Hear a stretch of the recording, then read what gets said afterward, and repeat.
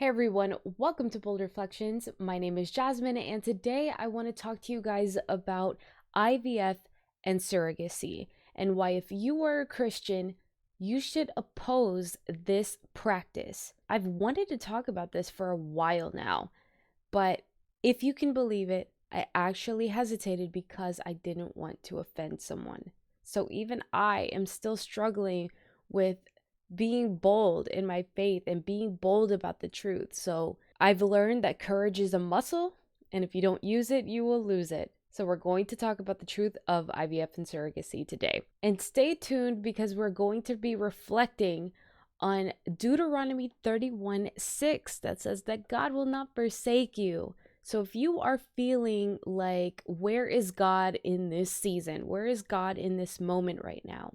And then stick around because we're going to be reflecting on a beautiful poem that you've likely heard before to remind you of God's amazing love. And last but not least, we're going to be reflecting on our faith flashback, William Wilberforce. And if you don't know who that is, you should, because there are so many lessons from his life that we can learn today. All right, you guys. So without further ado, let's dive right in. Did you do IVF so that you could get data on your embryos? Yeah, we had 26 embryos good to go, but we did a whole new round just to be able to do this because it's so much additional information. I see these embryos have health scores ranging from like negative 0.96 to like 1.9. The Titan here, who turned out to be the one we selected, had the best score from our own internal additional data calculations and genomic predictions best. So this is Eugenics via IVF. 26 embryos, 26 human beings made in the image of God on ice that will probably be discarded. And then they're selecting them based on these scores that they have calculated. I mean, this is eugenics. We should be thinking and talking a lot more about the ethics of the reproductive industry and what really goes on when it comes to the creation and the selection of these people. So IVF, when we talk about it here, we're going to be talking about the joining of a woman's egg and a man's sperm in a laboratory dish. And eugenics, as defined on Wikipedia, I'm just going to read this little blurb here. It says, eugenics is a set of beliefs and practices that aim to improve the genetic quality of a human population. Historically, eugenicists have attempted to alter human gene pools by excluding people in groups judged to be inferior or promoting those to be superior. In recent years, the term has seen a revival in bioethical discussions on the usage of new technologies such as CRISPR and genetic screening, with heated debate around whether these technologies should be considered eugenics or not. And we're going to add to that IVF and surrogacy, or at least IVF. If you believe that abortion is wrong, consider why, right? We believe that it's wrong to terminate children in the womb because they have inherent value, because they are human beings and they are alive. So why do we not care about the 26 embryos who, by the way, are past the point of conception, have their own unique DNA? Obviously, they're getting genetics done on them. Genetics testing, at least in this video, right? Why is it that Christians are not standing up against this? For this one couple, 26 children were created. And it looks to me like one was allowed to be born. What about the other 25 kids? What about the other 25 distinct image bearers of God that are just being maybe kept on ice or maybe discarded?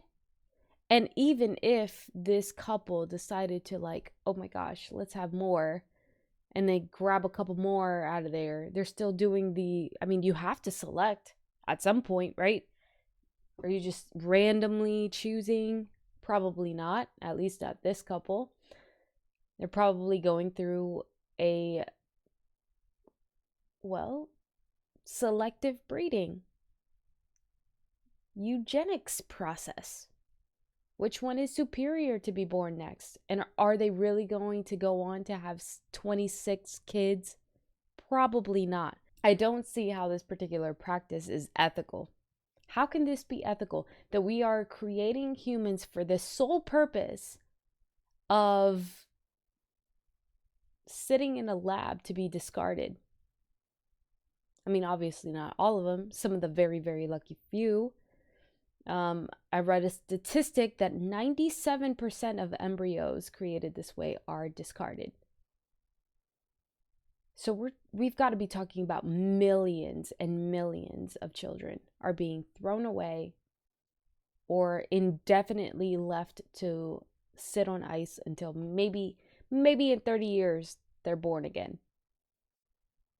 It's kind of insane. Now, the other problem that I have with eugenics is the fact that surrogacy is often used. It would be one thing, right, if in the IVF process, the mother and the father create one embryo, implant, and if it works, yay, and if it doesn't work, try again. One mother, one father, one embryo, implant. Like I said, we're not doing that. We're creating a bunch of embryos, and these humans who are inherently alive are just forgotten about. They're just forgotten about. But then we go on to propagate this rent a womb service. What do I mean by that? Surrogacy. It is depriving the child of the only human bond that child has. Because as soon as this baby is born, you're ripped away from mom and thrown into the hands of actual strangers. These people are actually strangers to you as this child. So I want to show you a video that perfectly encapsulates how awful this is. But it's a different context to show the same point. So you'll see what I mean. So I don't know why the mother of this child died. There's not really any context here, but I want you to see how the baby reacts to her little teddy bear. She cried. She cried because she want her bear. Her bear holds her mother's heart.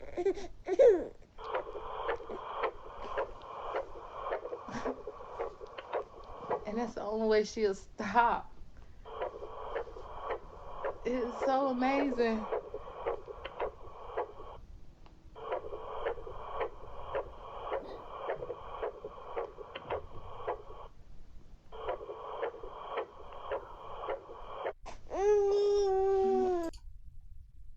Okay, it is hard not to see that and become emotional.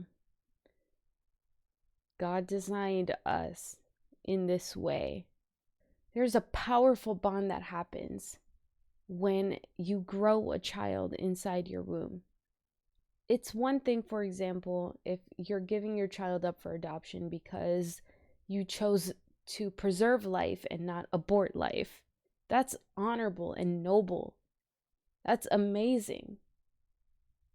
But when we are creating children for, let's say, a homosexual couple, and they rented a womb, and now the mother is losing her child, and now we're inherently ripping that child away from their mother, or at least the woman who birthed them, who developed them in her womb. It's like a commodity. You're treating this child and the mother like a commodity.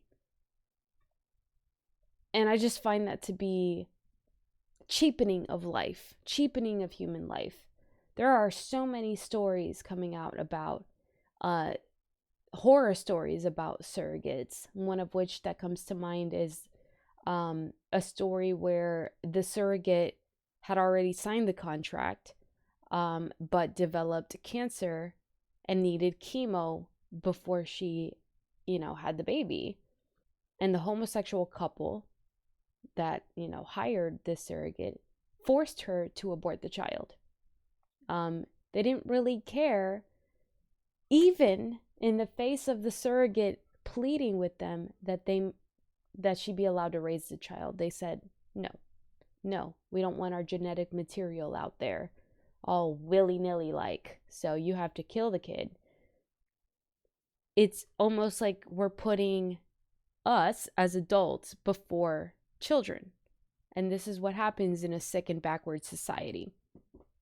I just have a lot of concerns about how little we're caring about the kids in the womb. And not only that, but I'm also reflecting on the fact that children need a mother and a father. A child that comes from a 2-parent household, a married couple, one mother, one father who have their own children, those children statistically do better. They go on to have less anxiety, less depression, better outcomes. And we're creating children who at the start are at a disadvantage on purpose. Now, it's one thing, right? If there's an unplanned pregnancy and this woman is choosing life, like I said, adoption is a wonderful thing. But for the sole purpose of fulfilling this desire that someone has, and often a godly desire to be a parent, maybe struggling with infertility, but there's just something about playing God that feels very wrong. And it's leaving children with a lot of holes in their heart and a lot of questions that I hope that they get answers to. But there's going to be a reckoning with these kids that are growing up and finding out the truth. Now, I found this website by an activist named Katie Faust, who wrote a book called Them-Before-Us, which I haven't read yet, but I am definitely planning to. But they have this website where children who grew up in this situation can write in.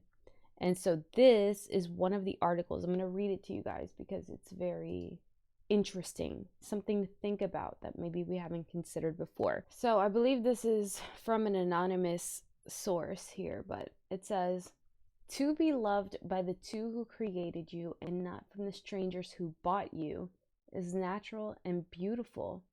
But I was denied this primal family structure to support a business and an unfamiliar, infertile couple." From the eyes of a donored baby, I'm told to be thankful for my donors because they gave me life. But this is not merely a kidney transplant. This life is 50% of who I am genetically and biologically. My heredity, the fundamental principle of my existence, a sperm and an egg. I'm told my true parents are not the ones who gave me life and who carried me inside them. Anyone can do that. My true parents are the ones who feed me and give me a home. The same logic applies to caring for a pet. If that is the case, I suppose my adoptive family are not my family truly. Since genetics don't count in the rearing of children, I can move into a complete stranger's home and simply start calling them mom and dad. They are my true parents now, right? I can erase my adoptive parents' family tree and put theirs right on it simply because they gave me a home and some food. What a lucky dog I must be. Perhaps this sort of patronage applies to orphan children who were naturally given anonymous mothers and fathers for parents. But for a child like me, where I was bought from a test tube for 30 grand and given to complete strangers like a baby doll purposely? If genetics isn't a big deal, why do so many women and men buy sperm and eggs from banks so they can have a biological child? Why are there DNA tests on close friends or family members to figure out who fathered whom? Why do people flood libraries and centers looking up their background and history? Why, by the natural order of things, genetic matching eggs accumulate in the ovaries of the mother and genetic matching sperm accumulate in the bodies of fathers? Why don't parents carry sperm from anonymous people? Why do they carry their own DNA?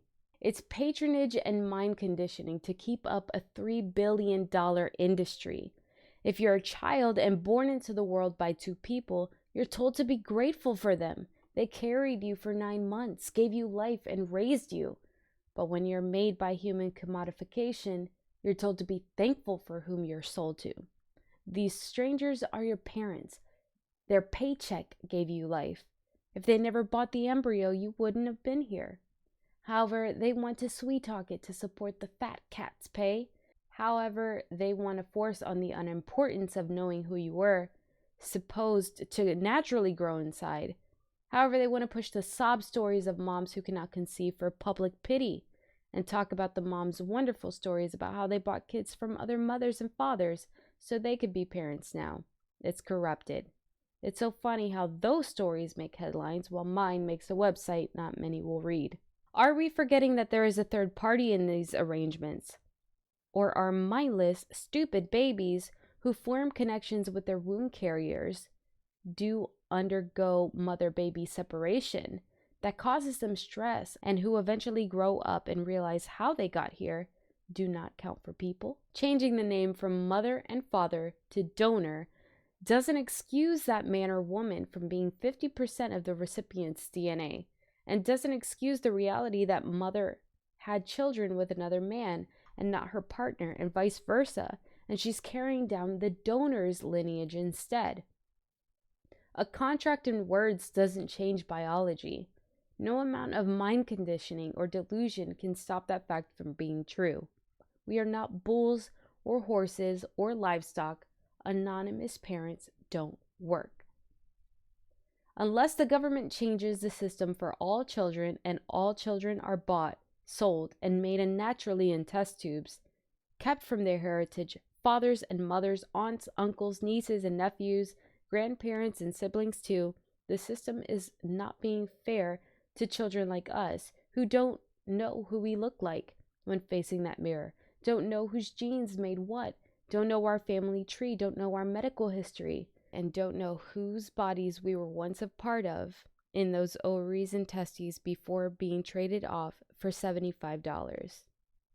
To be raised by two persons who you were once cells of, by a woman who you bonded with when growing in her tummy, to be birthed into the world to both these creators and be made not from cash, but from mutual love from all parties, and to be able to look in the mirror and have your daddy's eyes, mommy's nose, and a compromised height. To have playmates to grow up with who look like you and share your creators, to be loved in a family where genetics and affection unite us together and separates us from the rest of the world, to be loved by the two people who created you and not from the strangers who bought you is natural and beautiful. And they titled themselves Product of Embryo Selling and Renting a Woman's Womb. Okay, so that's actually super sad to think about. There's someone out there who's living this particular pain, feeling like they were just a product. What does that do for their sense of who they are? And what are we supposed to tell them? Well, get over it. You're lucky to be alive. I just think it's very cruel. There's so much to be said here. Now, again, remember that I am not talking about unplanned pregnancies who their mothers chose to preserve life and gave them up for adoption. Not talking about those people at all. I'm talking about the people who are choosing to make these children and renting a womb possibly, and just treating them like they're a commodity. Like, you are a means to make us parents because we really want to be parents. It's a little bit selfish. A lot of bit selfish, actually. So we're going to take a quick pause, and I'm going to show you one more video about this particular topic, at least from a Christian perspective. Hey, come check us out on So This Is the World Christian Podcast. Let's dive deep into cultural topics, engage with your comments, and stay focused on God for thought-provoking discussions that'll challenge and inspire you. Subscribe now, catch up on all our content, and join the conversation. I think there's going to be a lot of kids who grow up with a lot of questions that I don't think society is prepared to answer. Now, I want to get into Frank Turek being asked a question by someone at a Q&A about this particular topic, and I think it's something to think about. Is discarding the excess frozen embryos after having one desired baby through IVF for a couple within a marriage is right or evil in the sight of God? I'm sorry, it's wrong. You're creating embryos to discard them? Okay, what if the doctor says it's the only treatment you have to go through to become pregnant? Doctor's not God. So should I be childless for my entire life in the plan of God? There's adoption. There's praying I for... can't adopt in this country. What's that, man? I can't adopt in this country. Well, I wish I could tell you what you want to hear. Yep. But I can't. So I don't think creating embryos and discarding them is ethical, is moral. Now, obviously, there's nothing about this in the Bible because this is a new technology. But once an egg and a sperm come together and an ovum is created, that's a human being that has begun to develop. And it's not something I think we ought to do. Now, if there's a way to do it without discarding embryos, then go right ahead. Yeah, make one and implant it. But they right? harvest 12 to 15 eggs, they make 8 to 9 embryos, and then they send just one and discard the rest. It's painful. That's the treatment. I know that's the treatment. I just don't think that's something we ought to be doing. I mean, it would be an ends justify the means, wouldn't it? Okay, thank you. Yeah, so that's exactly how I feel. It's an ends justifies the means situation. The ends, I want to be a parent. I can't adopt. Either I can't afford it or immigration law or whatever it is. But this is what happens when we think we have a right to be a parent. We will create 8, 9 babies at a time and 1 implants or maybe 2. What about the rest? That's kind of where I'm at. I really don't see it as an ethical choice.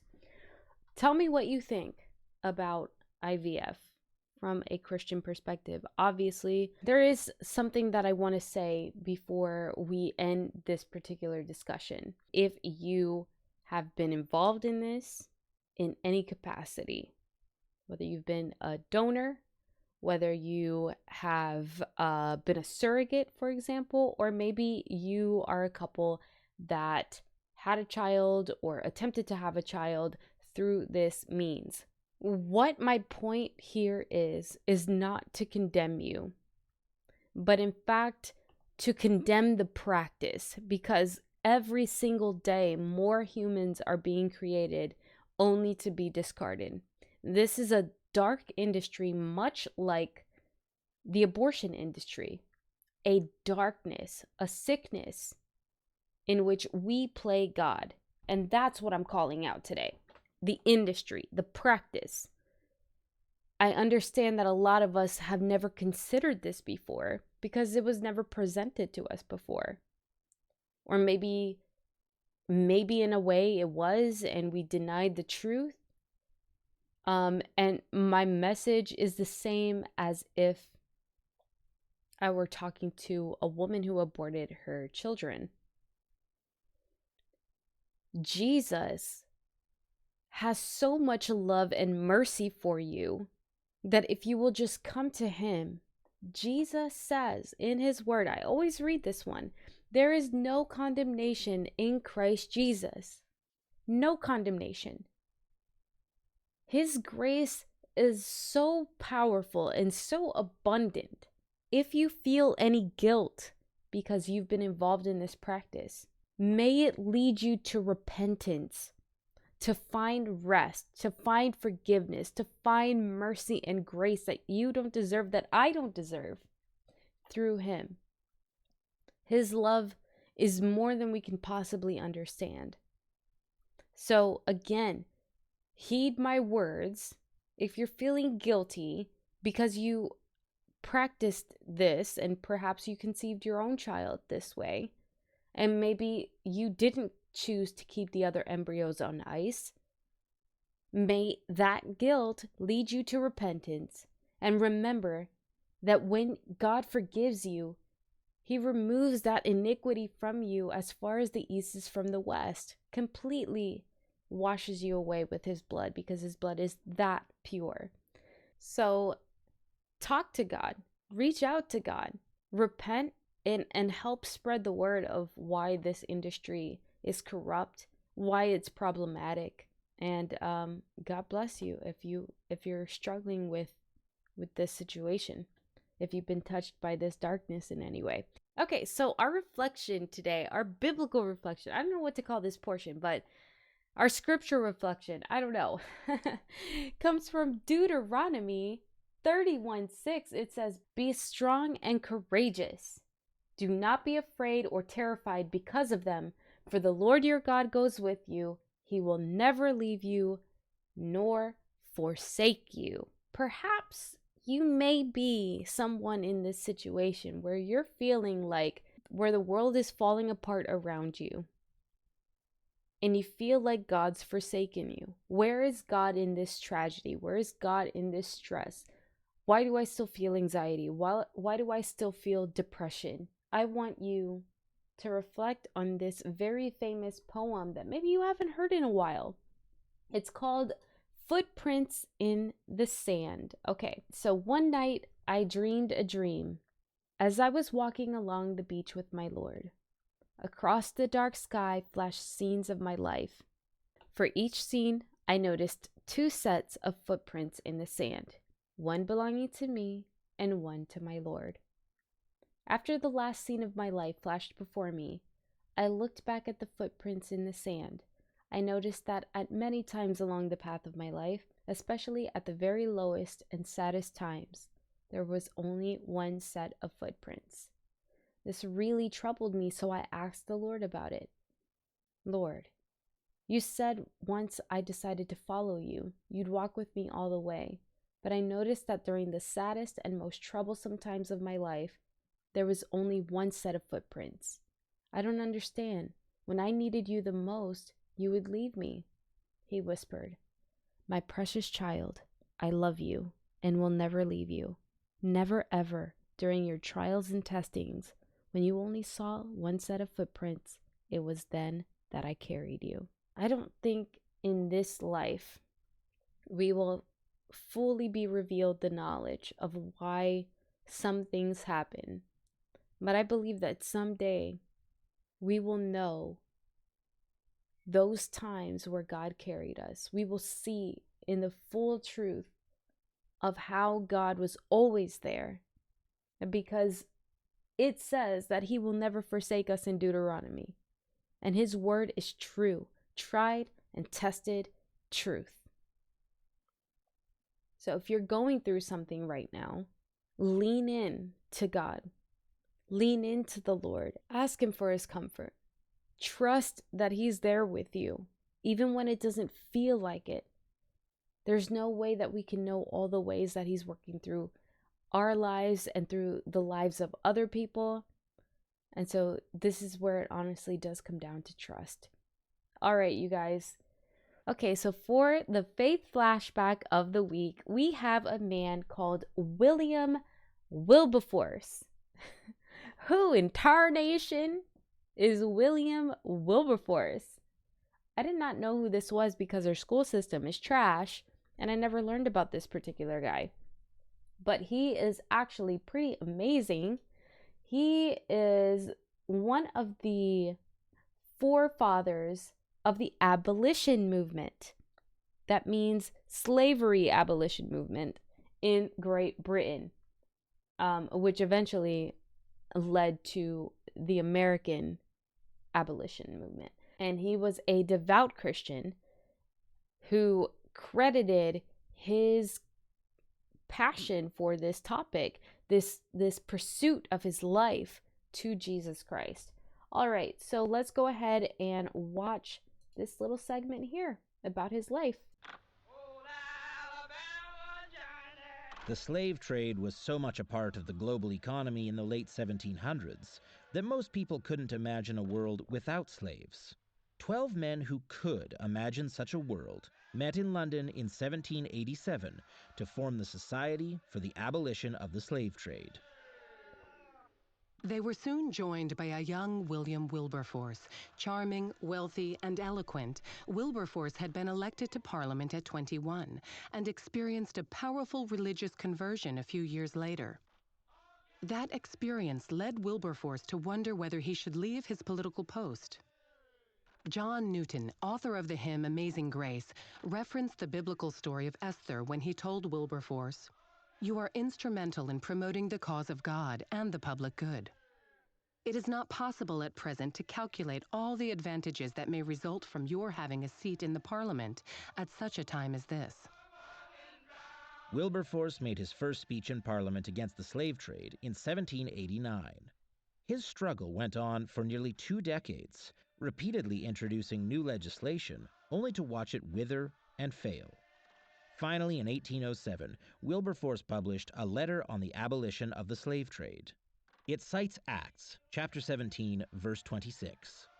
God hath made of one blood all nations. Wilberforce also appeals to basic moral teachings from the Hebrew Bible and the New Testament, such as loving the neighbor as oneself, or doing unto others as we would have them do to us. Later that same year, legislation finally passed abolishing the slave trade. Nearly 30 more years passed before slavery itself was outlawed throughout most of the British Empire. Wilberforce received the joyous news upon his deathbed and passed away 2 days later.